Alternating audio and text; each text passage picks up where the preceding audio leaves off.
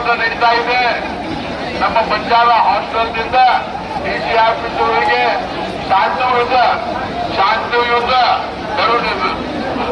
ಜನರು ಬರ್ತಾ ಇದ್ರು. ಆದ್ರೆ ಕೆಲವು ಹೊರಗಿನ ಕಿಲಿಗೇಡಿಗಳು ನಮಗೆ ಸಂಬಂಧ ಇಲ್ಲದ ಕಿಲಿಗೇಡಿಗಳು ಬಂದು ಕಲ್ಲ ಹೋರಾಟ ಮಾಡ್ತಾ ಇದ್ದಾರೆ. ಬಂಧುಗಳೇ, ಅವ್ರು ನಮ್ಮ ಸಂಬಂಧ ಕಿಲಿಗೇಡಿಗಳು ಬಂದು ನಮ್ಮ ಹೋರಾಟಕ್ಕೆ ಕೆಟ್ಟ ಹೆಸರು ತರಲಿಕ್ಕೆ ಕೆಲವು ಕಲ್ಲ ಹೋರಾಟ ಮಾಡೋದನ್ನು ನಾವು ಖಂಡಿಸ್ತೇವೆ. ಮೊದಲು ಎರಡನೇದಾಗಿ ನಿಮಗೆ ಗೊತ್ತಿದೆ, ನಮ್ಮ ಬಂಜಾರ ಸಮಾಜವರು ಶಾಂತಿ ಪ್ರಿಯರು. ಬಹಳಷ್ಟು ಹೋರಾಟಗಳು ಮಾಡಿ ಬಂದೇವು ನಾವು.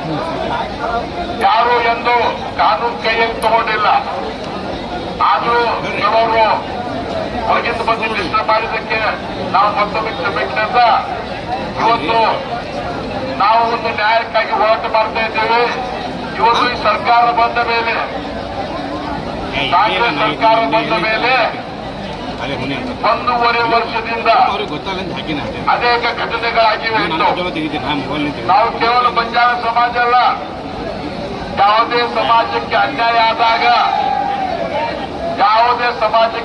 ಆದಾಗ ನಮ್ಮ ಎಲ್ಲ ಶ್ರೀಗಳು ಅವ್ರ ನೇತೃತ್ವದಲ್ಲಿ ಇಂಥ ಹೋರಾಟಗಳಾಗ್ತಾ ಇವೆ. ಬಂಧುಗಳೇ, ಅದಕ್ಕೆ ನಾವು ನಮ್ಮ ಬೇಡಿಕೆ ಸರ್ಕಾರಕ್ಕೆ, ನಮ್ಮ ಬೇಡಿಕೆ